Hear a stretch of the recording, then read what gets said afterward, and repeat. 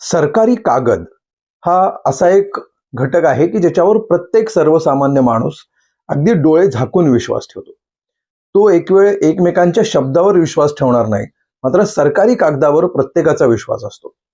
पण गेल्या काही दिवसांमध्ये अशा दोन घटना समोर आल्यात ज्याच्यामुळे या कागदावरचा विश्वास सुद्धा डळमळीत होतो की काय असं वाटायला लागलं.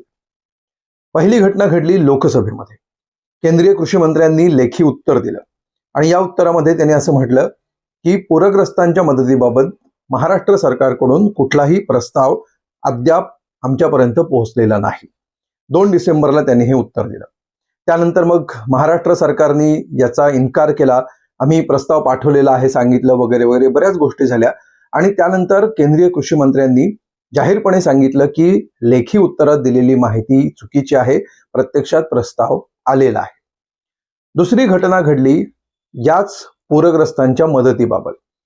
मुख्यमंत्री सहाय्यता निधीमध्ये किती पैसे आलेले आहेत आणि त्यातले ऑक्टोबर महिन्यामध्ये किती पैसे मदत म्हणून वापरले गेले याच्याविषयीची एक स्पेसिफिक माहिती अधिकारामध्ये कागदोपत्री देण्यात आलेली होती. मात्र मुख्यमंत्र्यांनी नंतर येऊन ती माहिती नाकारली, ती माहिती चुकीची आहे असं म्हटलं, त्रोटक आहे असं म्हटलं.